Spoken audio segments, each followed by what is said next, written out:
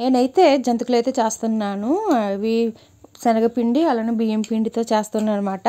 1 glass శనగపిండికి 3 గ్లాసులు అయితే బియ్యం పిండి తీసుకున్నాను. అందులో వాము అలానే అల్లం పచ్చిమిరపకాయల పేస్ట్ అయితే వేసాను అనమాట. ఉప్పు కొంచెం నూనె. మనం జంతికల పిండి ఏ విధంగా అయితే కలుపుకుంటామో ఆ విధంగా పిండి కలుపుని పక్కన పెట్టుకోవాలి.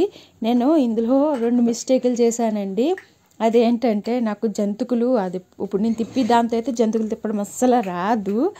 అంటే ఫస్ట్ టైం అంటే వాటితో మా అత్తగారు కట్ట సేవ్ చేస్తారు. అలాగే చిన్న చిన్న చక్రాల్లాగా అయితే ఇవన్నీ చేస్తారు. కానీ నాకైతే రాదు మాట తిప్పడం. నాకైతే ఆ జంతికల పిండితోనే అలవాటు. జంతికలది ఉంటుంది కదండి, దాంతోనే అలవాటు మాట. అయితే నేను దాంతో తిప్పడం వల్ల ఇంకా ముక్కల కింద అయితే వేసేసాను అనమాట, సరిగ్గా తిప్పడం రాక. ఇంకా పొయ్యి మీద అయితే వండానమాట. ఆ రోజే సలగుత్తులు వండాను, అదే గులాబీలు అంటారు కదండి, ఆ రోజే ఈ జంతికలు కూడా 2 వండేసాను అనమాట. ఓ రోజు అంటే మా హస్బెండ్ కుంభమేళకి వెళ్తున్నారని ఇంకా ఆ రోజు చేశాను అనమాట.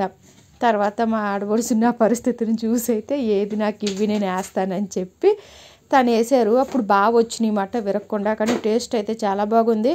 ఒకసారి ఈ విధంగా మీరు ట్రై చేయండి. నేనైతే సోడా కట్ట ఏమీ వేయలేదు, ఇందులో ఏ అవసరం ఉండదంట. అమ్మ అయితే అన్ని మెజర్మెంట్స్ చెప్పింది మాట, ఇలా చేయాలి అలా చేయాలని చెప్పి నేను అదే విధంగా ఫాలో అయ్యాను. చాలా బాగున్నాయి జంతికలు. నా ఛానల్ మీరు ఫస్ట్ టైం చూసినట్టయితే నా ఛానల్ని సబ్స్క్రైబ్ చేయండి, లైక్ చేయండి. మీ లైక్ వల్ల ఇంకొంతమంది చూసే అవకాశం ఉంటుంది, నా ఛానల్ ప్రమోట్ అయ్యే అవకాశం ఉంటుంది. కాబట్టి నా ఛానల్ని సబ్స్క్రైబ్ చేసి సపోర్ట్ చేయండి, లైక్ చేయండి. Bye bye. Please support me.